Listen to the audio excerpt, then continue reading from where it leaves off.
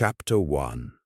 The Wedding That Never Was. The bells of St. Margaret's Chapel tolled with solemn grandeur, their chimes scattering across the clear blue sky of a spring morning. London was awake, buzzing with gossip and anticipation. It was not every day that Lady Eleanor Whitcomb, daughter of the respectable though modest Viscount of Northmere, would marry into the wealthy and influential Hargrave family. The carriages lined the cobbled streets, one after another, carrying guests draped in silks and jewels. The air was laced with the scent of lilacs that adorned the chapel's arched doorway, and the murmur of society's most notable names filled the nave like a restless tide. Inside a small chamber near the altar, Eleanor stood before a gilded mirror. She scarcely recognized the pale, trembling young woman reflected back. Her gown was ivory satin, the fabric cascading like moonlight to the floor. Pearls encircled her slender neck, and a diadem of white roses crowned her golden brown hair,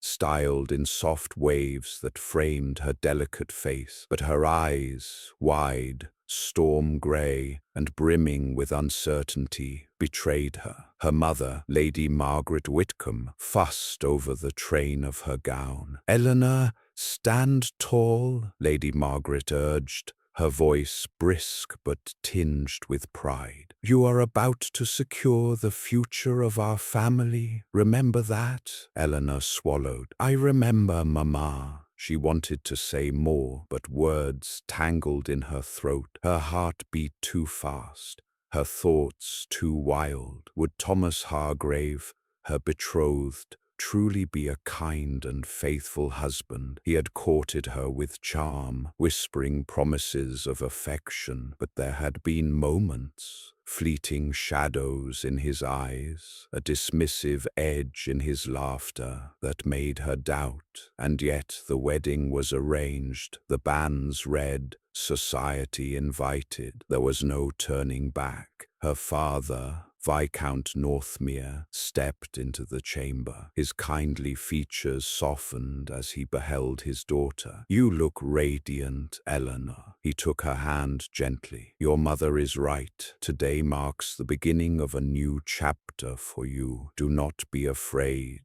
She smiled faintly, though fear pressed heavy on her chest. Moments later, the organ swelled through the chapel, a grand and hopeful melody. The doors opened, and Eleanor walked down the aisle on her father's arm, her steps measured though her knees trembled. Gasps and whispers rippled through the congregation. She caught sight of familiar faces, the Dowager Duchess of Wetherby, Lady Cavendish, half the ton, all watching, judging, whispering behind gloved hands. At the altar stood Lord Thomas Hargrave, tall and striking in his tailored coat of navy velvet, his golden hair gleaming beneath the stained glass light. His smile was dazzling, almost too dazzling, and when his blue eyes met hers, she felt a flicker of reassurance. Perhaps her doubts were unfounded. Perhaps all would be well. The vicar cleared his throat and began the ceremony. "Dearly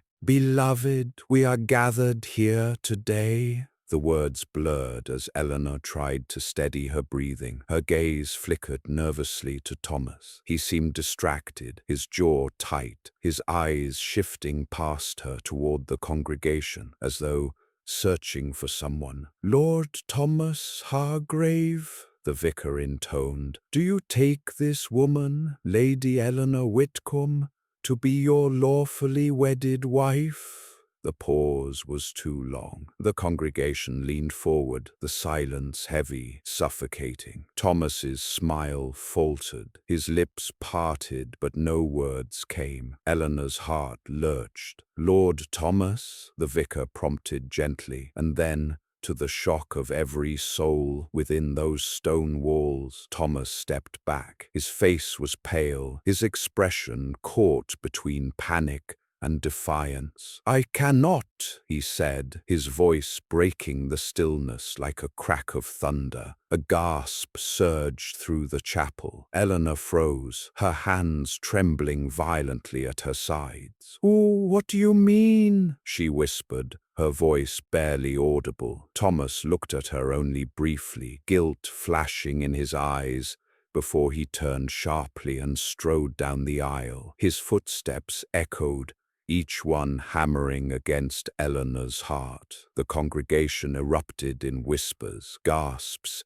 even cries of outrage. Lady Margaret clutched her chest. "He has ruined us." The vicar stood stricken. Eleanor swayed on her feet, her world collapsing around her. Abandoned at the altar, before all of London society, her vision blurred, the roses in her crown wilting in her mind's eye, her future, her dignity, shattered in a single moment. And yet, amidst the chaos and the humiliated sob in her throat, she noticed someone, a tall figure in the shadows near the back pews, broad-shouldered, dressed in austere black, his face partly obscured by the dim light filtering through the stained glass. His eyes, however, were unmistakable, piercing, dark, and unyielding, fixed not on the scandalized congregation but on her, the Duke of Ravenscar. Whispers rustled around her. The phantom Duke. He rarely appears in society. Why is he here? But Eleanor had no strength to wonder. She only clutched at her skirts,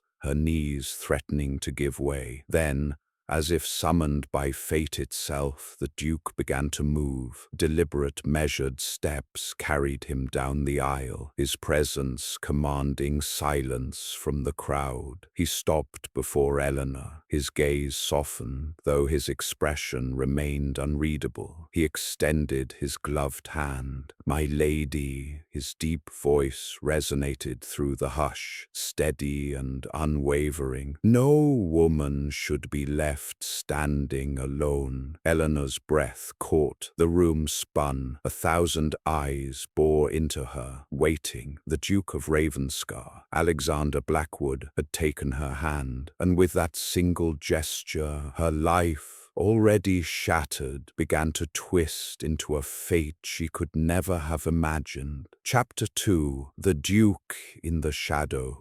The chapel had never been so silent. Even the organist had stilled, his hands frozen above the keys. Only the murmurs of the shocked congregation rippled faintly through the vaulted air like restless ghosts. Lady Eleanor Whitcomb stood trembling, her fingers numb where the Duke of Ravenscar's hand enclosed hers. His grip was firm, grounding, as though daring anyone present to challenge him. The congregation's whispers grew louder. Why would the Duke involve himself in this scandal? He hasn't shown his face in London for years. Surely this will only worsen the humiliation for the Whitcomb girl. Eleanor barely heard them. Her thoughts spun, frantic. Why had he stepped forward? Why him, of all men? Alexander Blackwood, Duke of Ravenscar, was a figure whispered about in drawing rooms and ballrooms with equal parts fear and fascination. He had inherited his title at a young age, after his elder brother's untimely death and his parents' carriage accident. Rumor claimed he had once been a soldier, that he had seen horrors in the Peninsular War, that he carried both physical and emotional scars. More than that, he was reclusive. Rarely did he attend assemblies or balls. He was called the Phantom Duke because he drifted on the peripheries of society, never mingling, never lingering. And now he stood before Eleanor, his tall frame casting a shadow over her broken composure, offering his hand in open defiance of London's cruel eyes. She whispered, her voice trembling, "Why are you doing this?" His dark eyes searched hers. "Because you should not face them alone." The words struck her heart with unexpected force. Lady Margaret suddenly found her voice striding forward with desperation sharpened by fury. "Your Grace, this is most irregular, scandalous. We must leave at once before further shame befalls us." But the Duke ignored her. His gaze never wavered from Eleanor's. "Walk with me," he said softly, for her ears alone. Eleanor's lips parted. She wanted to refuse, to tell him she could endure this humiliation alone, that she did not need a stranger's pity. But the storm of whispers behind her, the sting of betrayal in her chest, the weight of society's judgment, it was too much. Her trembling hand tightened ever so slightly around his. He led her away from the altar. Gasps erupted. Ladies fanned themselves furiously. Gentlemen muttered in disbelief. The scandal was now a spectacle. Eleanor's father followed quickly, his face grim with embarrassment, but tempered by gratitude for the Duke's intervention. Lady Margaret, though scandalized, kept her silence, her calculating eyes watching every step. The doors of St. Margaret's opened once more, and sunlight flooded over them. Eleanor blinked, dazed, her heart pounding as she emerged into the open air beside the Duke. Carriages lined the street. Curious onlookers craned their necks. News of what had happened would already be flying through every parlor in Mayfair before the hour was out. The Duke released her hand only when she was safely inside her family's carriage. He bowed his head slightly. "Lady Eleanor," she stared at him, struggling to find words. Why would you do this for me?" His jaw tightened, as though holding back something unspoken. "Because I have seen cruelty, and I will not stand idle while it is dealt to the undeserving." Before she could reply, he turned sharply, mounting his black stallion tethered nearby. With a curt nod to her father,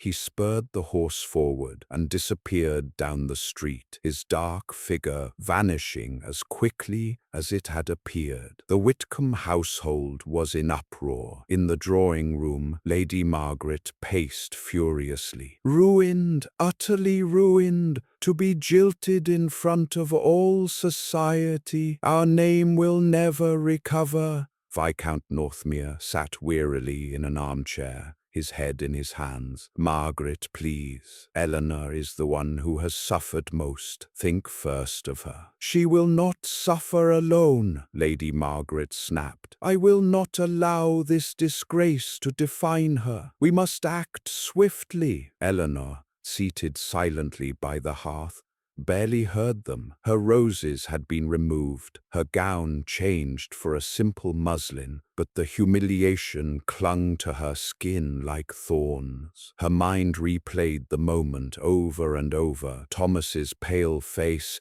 his abrupt flight, the gasps of the congregation. She should feel anger, yet all she felt was hollow, except for him, the Duke, his eyes dark and steady, his hand extended without hesitation. The memory burned within her inexplicably. "Perhaps," her father said carefully, "the Duke's intervention was not entirely ruinous. If anything, it might preserve Eleanor from being seen solely as the abandoned bride." Lady Margaret stopped pacing, her expression sharp with sudden calculation. "You are right. His appearance changes the narrative. If whispers spread that the Duke of Ravenscar showed interest." "Interest?" Eleanor looked up, startled. "Mamma, he showed nothing of the sort." Lady Margaret's eyes gleamed. "Perhaps not yet, but a single gesture made before all of London carries weight. We must not waste the opportunity." Eleanor flushed, horrified. "You cannot mean you would press me toward him now? A man I do not know?" Her mother lifted her chin. "Better a reclusive Duke than disgrace. Think of your future, child, of our family's honor." Her father frowned. "Enough, Margaret. We shall not thrust Eleanor into another arrangement so hastily. She must have time." Eleanor's eyes filled with tears. She rose suddenly and fled the room, her slippers whispering across the carpeted floor. Sleep would not come. Eleanor sat by her window, gazing at the moonlight spilling over the gardens below. The city beyond was hushed, yet her mind was loud with turmoil. Thomas's betrayal cut deep, but what stung most was the certainty that society would not blame him. They would whisper of his change of heart and her inadequacy. The shame would cling to her, not him. A tear slipped down her cheek. She brushed it away fiercely. Then, movement in the shadows below. Her breath caught. A rider lingered at the garden gate, his black stallion half shrouded in the mist of the night. The figure sat tall, cloaked, silent, watching the house. The Duke.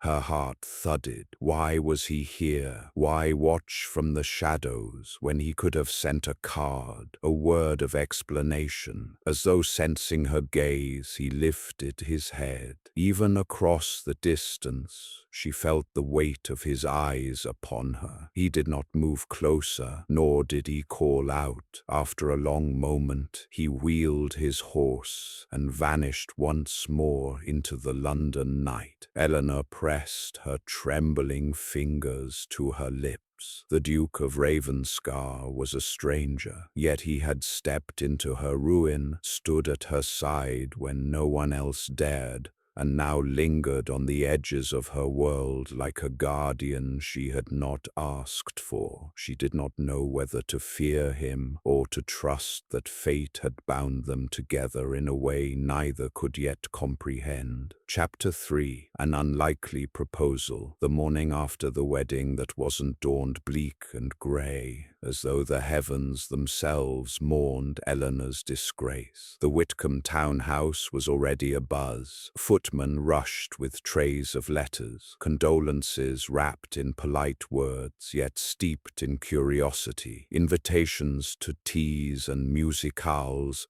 that had once flowed so freely had now stopped. The scandal was settling like dust upon their name. Lady Margaret stormed through the drawing room, snapping at the maid who tripped over her skirts. Fools, all of them, turning their backs so quickly, as though my daughter were the sinner and not that cowardly Hargrave boy. Eleanor sat quietly by the window, her embroidery lying untouched in her lap. She had not spoken much since the ruinous day, for every word felt like reopening the wound. Her father entered, holding a sealed letter. "This came by private courier, addressed to you, Eleanor." She looked up wearily. The seal was unfamiliar, black wax imprinted with a raven in flight. Her breath caught. The Duke of Ravenscar. Her mother leaned forward eagerly. "Well, open it, child." With trembling fingers, Eleanor broke the seal. The letter was brief, the handwriting strong and precise. "Lady Eleanor, I would call upon you this afternoon at 4 o'clock, if you will permit it. There are matters I wish to speak of privately, which may be of consequence to your future. Ravenscar." Her pulse raced. Why would he wish to see her? What matters could a man so distant, so mysterious possibly have with her? Her mother's eyes gleamed. "Do you see? I told you his gesture meant something. This could be our salvation." "Mama," Eleanor said sharply, her cheeks flushing, "you must not hope for." Her father raised a hand gently. "Let the man speak, Margaret. We will see what his purpose is." The clock struck 4 precisely when the butler announced him. The Duke of Ravenscar entered the Whitcomb drawing room like a storm contained within flesh and bone, tall, broad-shouldered, clad in a dark coat that matched the severity of his presence.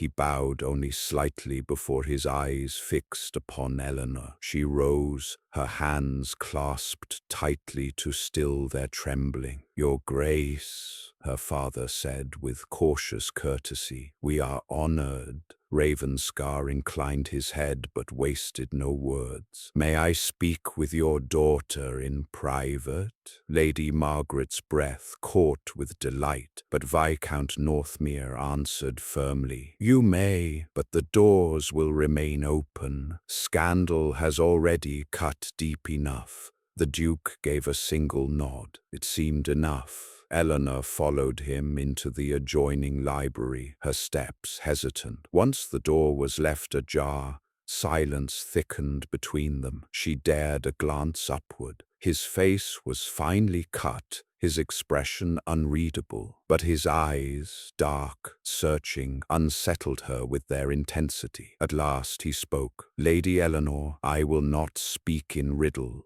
Society has turned its teeth upon you. I know its cruelty well, for it once sought to devour me too." Her lips parted. "You? But you are a duke," he finished for her. "Title shields little when gossip sharpens its blade. I lost more than I can recount, and I have no patience for injustice. That is why I stepped forward yesterday." She lowered her gaze. "You showed me a kindness I did not deserve. You deserve far more than pity." His voice grew firm. "And I have come to offer you an escape." Her heart faltered. "Escape?" His eyes did not waver. "Marry me." The words crashed over her like a wave. She gasped, stepping back. "Marry? Your Grace, you cannot be serious." "I am entirely serious." She shook her head, heat rushing to her cheeks. "You do not even know me." "I know enough," he replied, his tone like steel. "I know you bore humiliation with dignity. I know you did not deserve such betrayal. I know you are stronger than they believe. And I know that if you become my wife,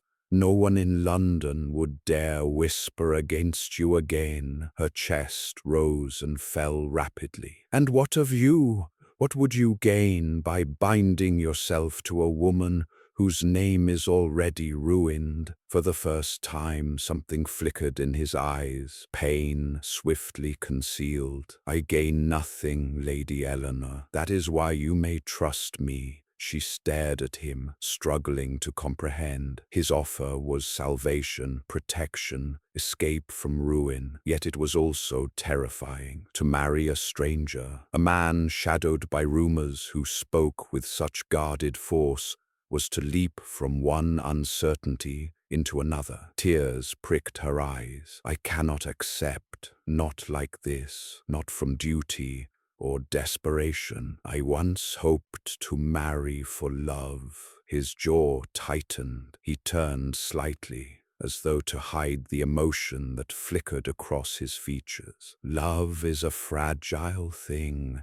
Protection, however, is not." Silence stretched between them, filled with her thundering heartbeat. At last, he stepped closer, not so near as to alarm her, but enough that she could see the faint scar along his jaw, the shadow of battles he had fought. His voice dropped low, softer than before. "I do not ask for your answer now. I only ask that you consider it. Better a union of honesty than a lifetime of whispers and scorn." Her breath caught at the unexpected gentleness beneath his stern words. He bowed then, a movement precise yet somehow reluctant. "Good day, Lady Eleanor." And before she could gather her thoughts, he was gone, leaving only the echo of his offer lingering in the quiet library. Eleanor sat at her writing desk, the Duke's words circling endlessly in her mind. "Marry me." Her mother, predictably,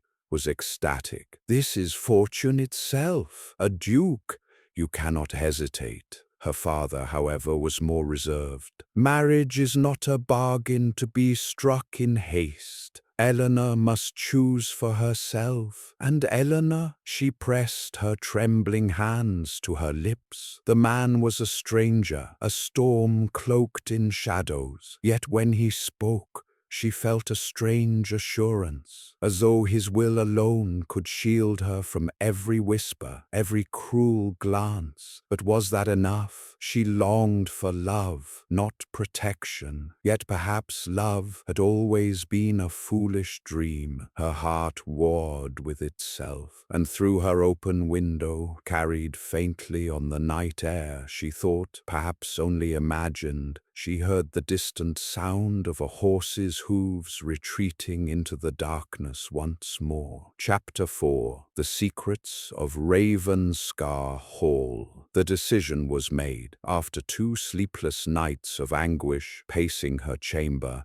and enduring her mother's relentless urgings, Eleanor at last accepted the Duke's proposal. It was not spoken with joy, nor with girlish dreams of romance. Rather, it was with quiet resolve. When she stood before Alexander Blackwood in her father's study, her voice barely above a whisper, she said, "Yes, I will marry you." The Duke's face betrayed little, though something in his eyes flickered briefly. Relief, perhaps, or sorrow. He only inclined his head. "You will not regret it." The wedding was swift and subdued. No grand ceremony this time. No crowded chapel lined with jewels and gossiping tongues. Only a handful of witnesses. Her father, a chaplain, 2 footmen, and the Duke himself, imposing yet solemn. Eleanor wore a simple gown of pale blue, her hair unadorned. When she repeated the vows,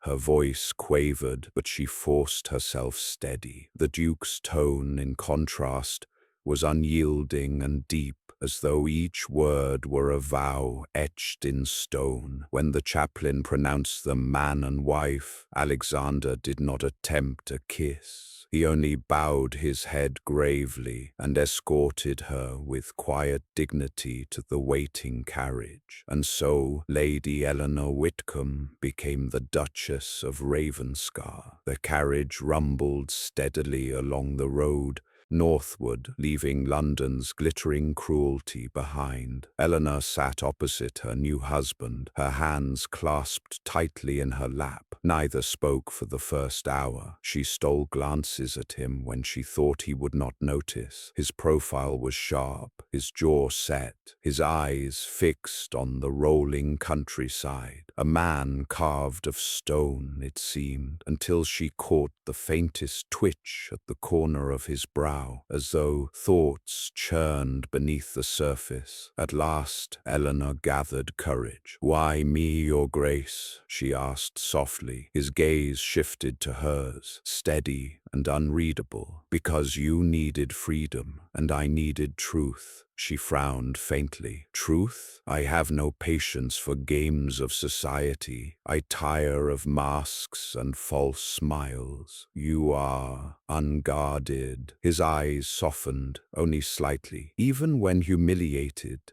you did not shrink from them. That is rare." Eleanor's cheeks warmed. She lowered her gaze. "You speak as though you see more in me than I feel within myself. Perhaps you do not yet know your strength." The words lingered between them, strange and disquieting, yet stirring something deep in her chest. The rest of the journey passed in silence, broken only by the rhythm of hoofs upon the road. It was near dusk when the carriage crested a hill, and Eleanor beheld her new home. Ravenscar Hall loomed in the twilight, a vast stone estate upon the cliffs of Northumberland, overlooking the restless sea. The setting sun cast long shadows over its towers, and the roar of waves below mingled with the cries of seabirds. It was magnificent, yet forbidding, a fortress as much as a home. Eleanor pressed a hand to the glass, awe and trepidation mingling within her. The carriage rattled through the wrought iron gates, past ancient oaks whose branches reached like gnarled hands. Servants awaited in the courtyard, lined neatly, their faces curious yet disciplined. The Duke stepped out first, then turned to offer his hand. Eleanor hesitated, then placed her gloved fingers into his. His grip was steady, guiding her down as though shielding her from the harsh sea wind that whipped at her gown. "Welcome to Ravenscar," he said, his deep voice carrying easily above the surf. The great doors opened, and Eleanor was ushered inside. The entrance hall was vast, its vaulted ceiling hung with banners of old, its walls lined with ancestral portraits. Candlelight flickered across marble floors, casting long shadows that seemed to whisper secrets. A woman stepped forward, her posture brisk and commanding. She was tall, her dark hair streaked with grey, her expression sharp. "Your Grace," she said, bowing. Then her eyes shifted to Eleanor, narrowing slightly. "And this must be the new Duchess?" "This is Mrs. Harland, the housekeeper," Alexander said. Eleanor inclined her head politely. "It is a pleasure to meet you." The housekeeper's lips curved faintly, though her eyes remained cool. "We shall see, madam. Ravenscar is not a gentle place." Eleanor's stomach tightened. That night, Eleanor wandered through her new chambers. They were richly appointed.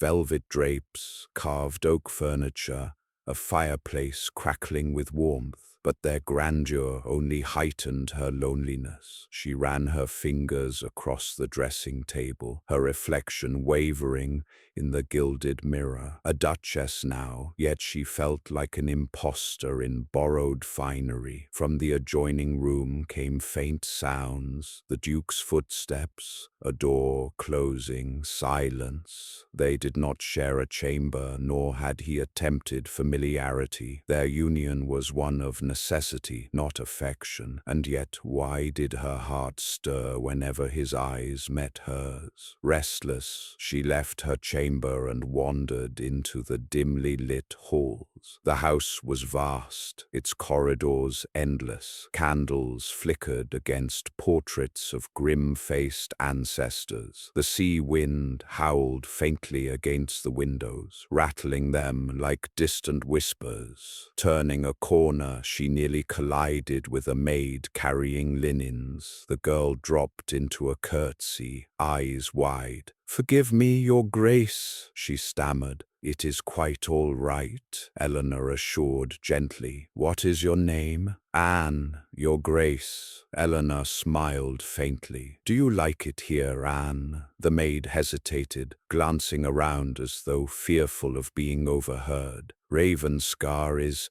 not always kind, but the Duke is a good man, a hard man but fair. He saved this estate from ruin after." She bit her lip, silencing herself. "After what?" Eleanor prompted softly. Anne's eyes darted nervously. "Forgive me, I have spoken too much." She bobbed a curtsy and hurried away. Eleanor stood in the corridor, unease prickling her skin. What secrets lingered here? What shadowed the Duke's past? Later that evening, Eleanor gathered her courage and knocked upon the heavy oak door of her husband's study. "Enter," came his deep voice. She stepped inside. The room was dim, lit only by the fire's glow. Shelves lined the walls, heavy with books and maps. A decanter of brandy gleamed on the desk where Alexander sat, his broad shoulders hunched slightly as though burdened. He looked up, his eyes dark and intent. "Eleanor." The sound of her name upon his lips made her breath catch. She clasped her hands tightly. "Forgive me for intruding. I wish to thank you for bringing me here, for giving me Safety, his gaze softened. You need not thank me for doing what is right. She hesitated, then stepped closer. But there is more to this place than I yet understand, is there not? Your servants, they speak as though shadows linger here. The Duke's eyes darkened. He rose slowly, his presence filling the room. Ravenscar has endured much. My family, I lost them sooner than I should have. There are scars upon these walls, as there are upon myself, but I ask only that you trust me.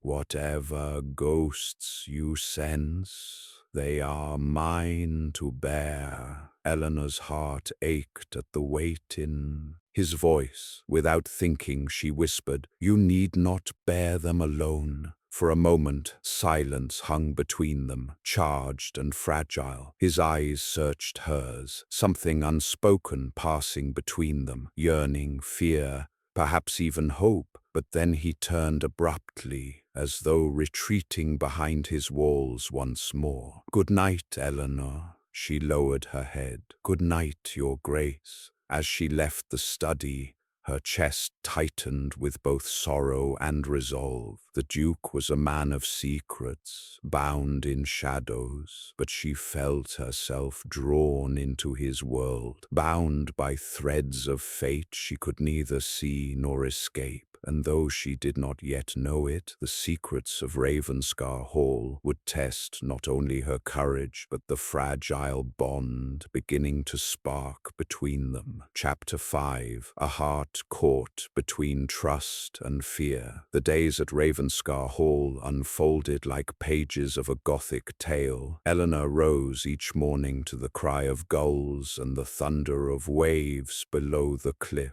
She walked the endless corridors, explored the tangled rose gardens, and grew acquainted with the household. Servants whispered when they thought she could not hear, but they treated her with deference. Some with warmth, others with caution. The Duke remained a presence both constant and distant. He dined with her, escorted her on occasional rides across the windswept moors, and asked after her comfort. Yet always there was a distance, a wall invisible but impenetrable. He was polite, protective, attentive, but never tender. It was enough to stir Eleanor's restless heart into conflict, for though she had married him for protection, though she had told herself she sought only safety, she could not deny the pull she felt toward him, the longing to know the man beneath the shadow. One morning, as Eleanor strolled through the rose gardens, she overheard two maids whispering near the fountain.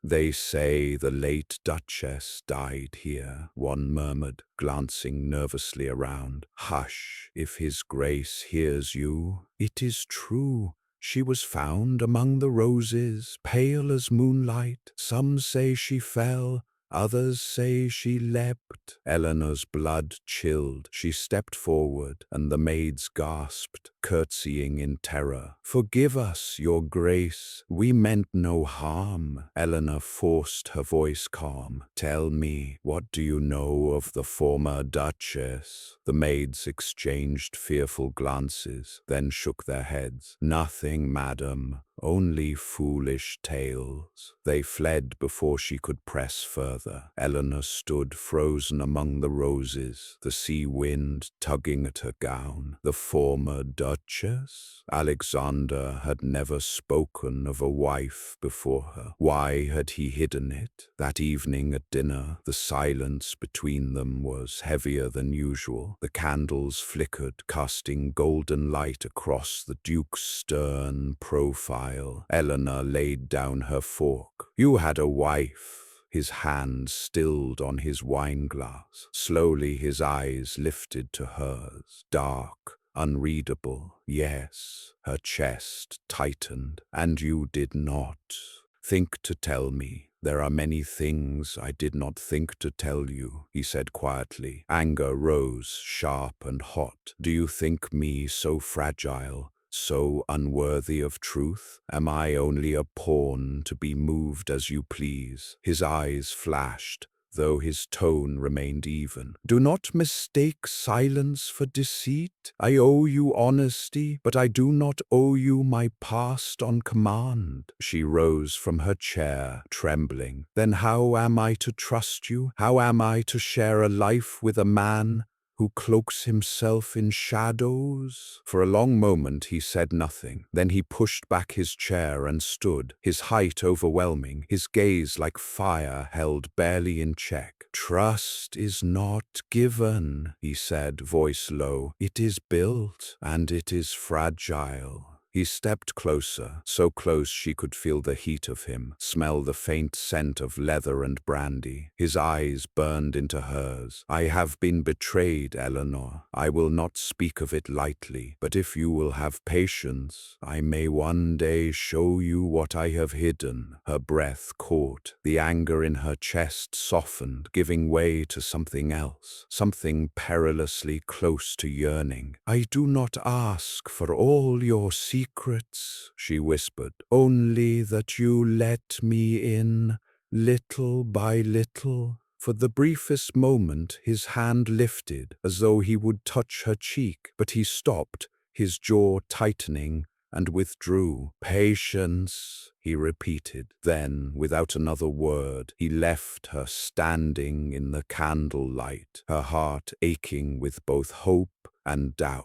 2 days later, Alexander invited her for a ride across the moors. The sky was pale blue, the wind brisk, the heather stretching like a purple sea. They rode side by side, the Duke's black stallion matching pace with her chestnut mare. For a time silence reigned, but it was not heavy as before. Do you miss London? He asked at last. She glanced at him. At times, but Ravenscar feels freer, though it is not without shadows. His lips curved faintly, almost a smile. Shadows are honest. They do not flatter or deceive. She tilted her head, but they also conceal. His eyes met hers, steady, intense. You are not afraid of shadows, are you? Her heart thudded. Not yours. The words slipped out before she could stop them. Her cheeks burned, and she turned away quickly. Silence followed, but she sensed a shift, a tension, an awareness. When they returned to the hall, Alexander helped her dismount. For the first time, his hand lingered upon hers, warm and steady. Her breath caught. Their eyes met, and something unspoken pulsed between them. Then abruptly, he let go and strode away. Eleanor stood in the courtyard, her heart pounding, torn between longing and frustration. That evening, a carriage arrived at Ravenscar, carrying an unwelcome guest. Mrs. Harland, the housekeeper, announced it grimly. A letter was delivered with urgency, Your Grace, from London. Alexander read it quickly, his jaw tightening. It seems the Hargrave family spreads their poison still. Eleanor stiffened. What do they say? That you are unfit for the title of Duchess? That I married you out of pity? That— His eyes darkened with fury. That you sought my protection after failing to keep your first betrothal? Eleanor's cheeks burned with humiliation. Lies, lies travel faster than truth, Alexander muttered. He crumpled the letter in his fist. Her chest ached. Do you believe them? His gaze snapped to hers, fierce. No, but I fear others will, and I will not allow them to wound you again. She swallowed, her throat tight. His words were a shield, strong and unyielding, but still the doubt lingered. Would he ever truly see her as more than a woman to protect? That night, as she lay awake listening to the sea crash against the cliffs, Eleanor felt her heart caught between trust and fear. Trust in the man who had saved her, fear that he would never let her closer than the walls he had built around his heart. Chapter 6: The Return of the Betrayer. The autumn wind swept over the cliffs with a mournful howl, rattling the ancient windows of Ravenscar Hall. Eleanor stood by the great hearth in the drawing-room, trying to warm herself when the heavy sound of carriage wheels echoed in the courtyard below. Visitors were rare at Ravenscar. Few dared to venture this far north, and fewer still were welcome. Moments later, Mrs. Harland entered, her expression dark as a gathering storm. "Your Grace," she said stiffly, looking past Eleanor to where the Duke stood at his desk. "A caller requests an audience. He would not be turned away." Alexander's brow furrowed. "Who?" The housekeeper's lips pressed thin. "Lord Thomas Hargrave." The air froze. Eleanor's heart lurched painfully in her chest, her breath stolen away as though the sea itself had risen to claim her. Alexander's jaw clenched. "Bring him!" Lord Thomas entered with the same polished charm he had worn on her wedding day, though now his face was harder, thinner, touched by desperation. His fine clothes were travel-stained, but his smile was sharp as ever. "Your Grace," Thomas said with a bow toward Alexander before turning to Eleanor. "My dearest Eleanor." Eleanor stiffened, fury and shame colliding within her. "You have no right to address me so." His smile faltered briefly, then returned. "Forgive me, Your Grace. I confess, the habit lingers, but I could not stay away. I came to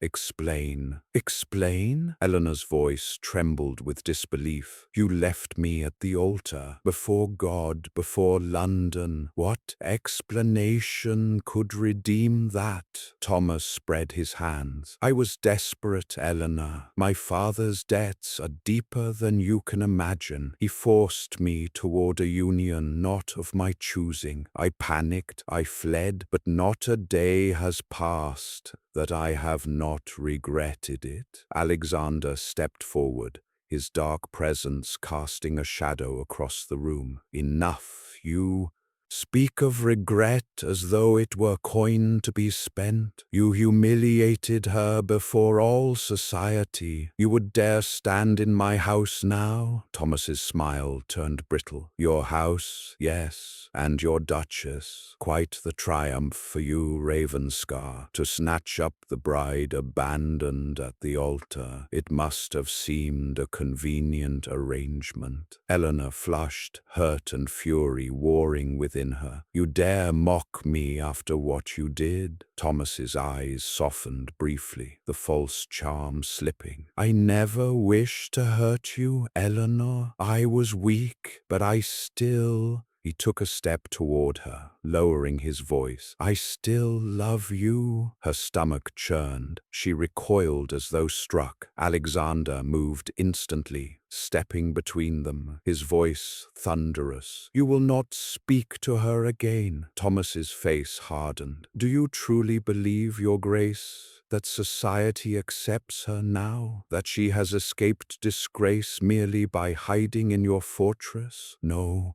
Whispers follow her still, and they always will. Then let them whisper against me," Alexander growled, "but they will not touch her." The two men stood facing each other, tension crackling like lightning in the air. At last, Thomas gave a cold smile. "Very well, but this is not the end. You may have her hand, Ravenscar, but her heart." His eyes lingered cruelly on Eleanor. "That is another matter." Eleanor's voice broke through, sharp as steel. "You know nothing of my heart. You forfeited that knowledge the day you abandoned me. For the first time, true pain flickered across Thomas's face, but he masked it quickly, bowed mockingly, and turned to leave. The echo of his footsteps through the hall was like a wound reopening. When the doors shut, Eleanor trembled violently. Alexander turned to her, his eyes dark with concern. "Are you harmed?" She shook her head, though tears pricked her eyes. "Only shaken." He reached for her hand, his touch firm, grounding. You need not fear him. I will see to it he does not return. Eleanor looked up at him, her heart twisting. Do you not see? He has already returned, not just to Ravenscar, but to my thoughts, my shame. He has dragged it all back again. Alexander's jaw tightened. Then let me bear it with you. For a moment, their eyes locked. In his gaze she saw no judgment, no pity, only fierce determination. A shield. Her lips parted, words trembling on the edge of confession. She wanted to tell him that she was falling into the dangerous tide of his presence, that her heart longed for the man who guarded her so fiercely. But the words caught in her throat, unspoken. That night a letter arrived by secret courier, slipped under the hall's door. Eleanor found it upon her writing desk the next morning, the seal unmarked. With shaking hands, she opened it. Eleanor, I will not surrender you so easily. Whatever vows you have spoken, I know you still feel what lies between us. Ravenscar cannot give you love, only his shadowed protection. Come to me, and we can begin anew. Thomas. Her hands shook as she read, fury and fear twisting in her chest. She tore the letter in two, yet the words clung to her mind, poisonous. Could Alexander truly give her love, or only safety? And when Thomas spoke of what lay between them, was it a lie or a truth she dared not admit? That evening Eleanor found Alexander in his study, staring into the fire with a brandy glass untouched beside him. She entered quietly, the torn letter clutched in her hand. He will not stop, she whispered. Alexander's gaze lifted, his eyes shadowed. Then I will stop him. Her heart raced. With violence? If need be, he said coldly. I will not see him near you again. Eleanor stepped closer, her voice trembling. Why do you care so deeply? You protect me, shield me, fight for me, but you never let me near your heart. Am I only your duty? His face twisted with pain, and for the first time, his walls cracked. You are not my duty, he said hoarsely. You are my salvation, and that terrifies me. Her breath caught. She moved closer, her hand brushing his arm. Then do not fear it. Let me in. For a heartbeat, silence reigned. His dark eyes searched hers, the firelight flickering across his scarred face. Slowly, as though against his own will, he lifted his hand and cupped her cheek. The world stilled, and then, in a voice raw with emotion, he whispered, I cannot lose again. Before she could ask what he meant, he turned sharply away, retreating once more into his shadows. Eleanor stood trembling, torn between the love she felt, blossoming for her husband, and the poisonous doubt Thomas had planted within her. The storm had only just begun. Chapter 7. The Storm and the Reckoning. The storm came suddenly, sweeping in from the sea. The sky darkened with iron clouds. Rain lashed the cliffs, and thunder rolled like cannon fire across the moors. Ravenscar Hall shuddered against the wind, its ancient stones groaning as though remembering old battles. Inside, Eleanor paced the library, her hands trembling. Thomas's letter still burned in her mind. She had told herself she hated him, yet his words stirred echoes she despised. Worse, Alexander's confession haunted her. You are my salvation. He cared for her. She knew it. But did he love her? And why did he fear losing again? The doors burst open with a crack, and Alexander strode in, cloak soaked from the rain. His eyes blazed with fury. He dares, he thundered, slamming a letter onto the desk. Hargrave has spread word in London that you are still bound to him, that our marriage is a farce. Eleanor's heart lurched. What? Alexander raked a hand through his wet hair. He claims you will return to him, that I have trapped you here in isolation. The scandal will spread like wildfire. Her throat tightened. And you, do you fear it? Do you believe him? His gaze snapped to hers, fierce and pained. I believe nothing of him, but I fear what society's whispers may do to you. Tears welled in her eyes. Then tell me, Alexander, what am I to you? Am I your shield against gossip, your fragile duchess to guard? Or am I something more? His jaw tightened, his hands clenching at his sides. Answer me, she cried, her voice breaking, for I cannot live in this shadow between trust and fear. For a moment, silence reigned, broken only by the storm battering the windows. Then, in a low voice, he said, If I tell you the truth, you may hate me. He turned away, staring into the fire as if the flames themselves judged him. My first wife, Isabel, was not the saint they whisper she was. She betrayed me. She took a lover, and when I discovered them, she fled into the garden. She fell or leapt, I do not know, but she died that night among the roses. Eleanor's breath caught, her chest aching. The world blamed me, Alexander continued, his voice hoarse. They said I was too cold, too harsh, that I drove her to it. Perhaps they were right. Perhaps I could not give her what she sought. Since that night I have lived with her ghost, and with the fear that I am cursed, that any woman who ties her fate to mine will be destroyed. He turned, his face raw with anguish. That is why I cannot give you what you ask. I cannot love you, Eleanor, because if I do, and I lose you, it will finish me. Tears blurred her vision. She stepped forward,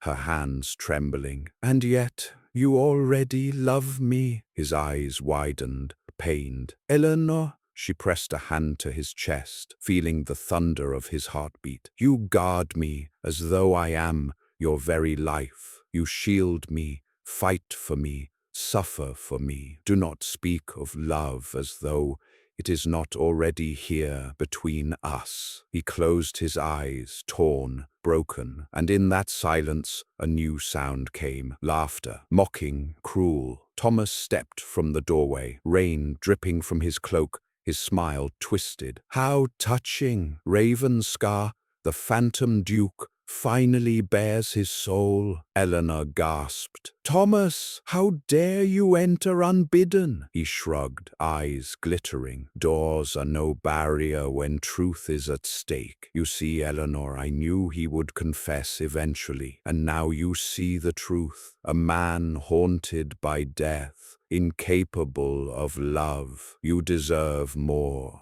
Alexander's voice was deadly quiet. Leave, now. But Thomas ignored him, striding toward Eleanor. You cannot chain your life to his shadows, Eleanor. Come with me. I can offer you freedom, passion. Passion? She spat, her voice shaking with fury. You offered me humiliation. You left me at the altar, Thomas, and with it, you left behind any claim to my heart. His face darkened. You think you love him? He will never give you what you crave. He is a broken man. And you, she said, her voice rising like the storm outside, are worse than broken. You are hollow. You seek only to mend your pride, not your heart. I will not be your salvation. I am the Duchess of Ravenscar, and I will not be yours. Thomas's face twisted in rage. He lunged forward, grabbing her arm. In an instant, Alexander seized him, slamming him against the wall. His voice was a growl of thunder. Touch her again, and you will not leave these walls alive. Thomas froze, breath ragged,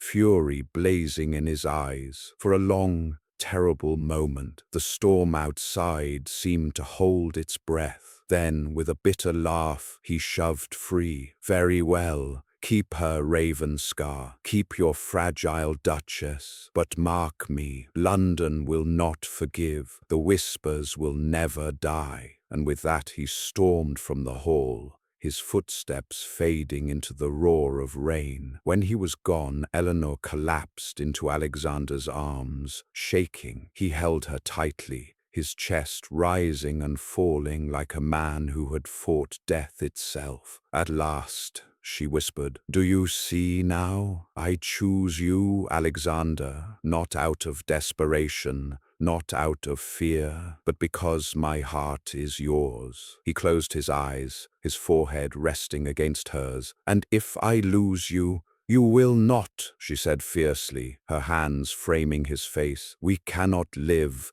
shackled by ghosts. Love is risk, but it is also salvation." For the first time, the walls around him crumbled entirely. His lips found hers, not in desperation, but in surrender. The storm outside raged, but within a new calm bloomed, fierce and unshakable. Alexander Ravenscar, the man who had hidden from love, finally claimed it, and Eleanor, once abandoned, found the hand she was always meant to hold.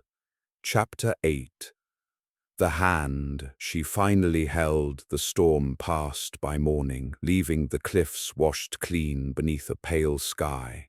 The sea still churned, restless and wild, but sunlight broke through in golden shafts, spilling across the moors and over Ravenscar Hall. Eleanor stood at her window, watching the light scatter over the waves. She felt changed, as though she, too, had endured a storm and emerged into a calmer dawn. Behind her, the door opened quietly. Alexander entered, his steps hesitant, as though uncertain of his welcome. He had shed his cloak and sword-like fury of the night before. Now he looked weary, stripped bare. "Eleanor," he said softly. She turned, her heart lifting at the sight of him. "You look as though you have not slept." He gave a faint, rueful smile. "I feared you would not wish to see me." She moved toward him, every step a choice freely made. "And why would I not?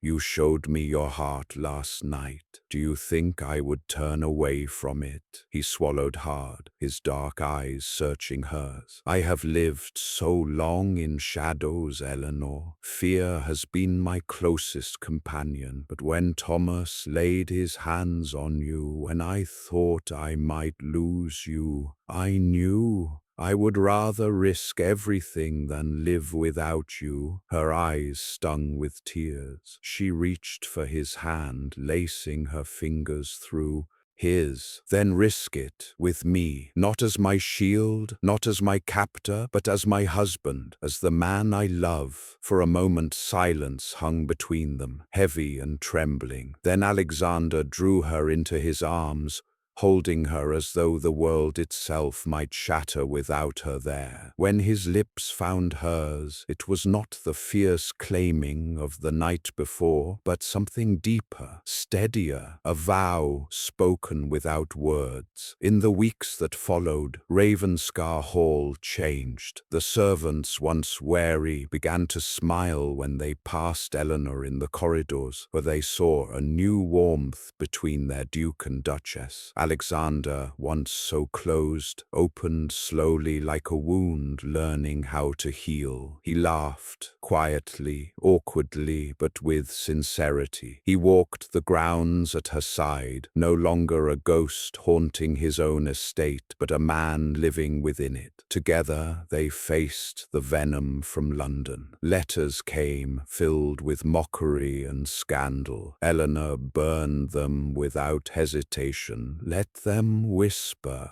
she told Alexander one night as they stood together in the garden where the roses had begun to bloom again. "They cannot harm us here.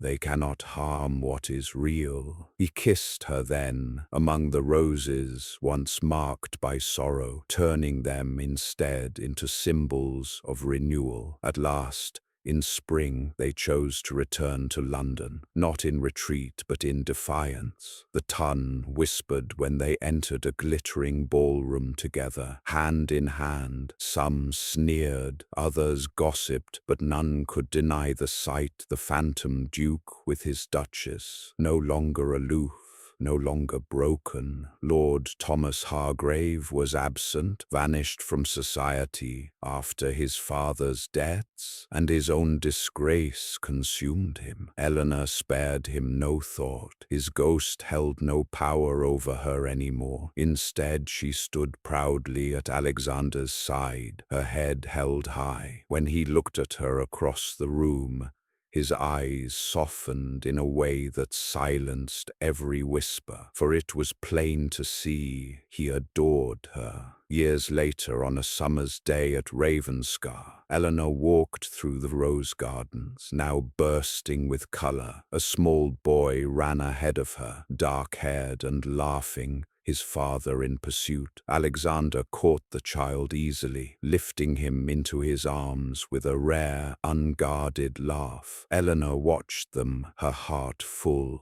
Once, she had thought her life ruined, her dignity lost. She had been left at the altar, abandoned before the eyes of the world. But in that moment of ruin, fate had set her on a different path. One that led her to the man who had first offered her only protection, but who had given her everything: trust, healing, and love. As Alexander came to her side, their son perched happily on his shoulder. Eleanor slipped her hand into his. He looked at her, and in his gaze was no shadow, no fear, only devotion. And Eleanor knew, with a certainty that stilled her heart, that she had found not just a husband, not just a protector, but the great love of her life. Not the man who had left her at the altar, but the stranger Duke who had taken her hand and never let it go.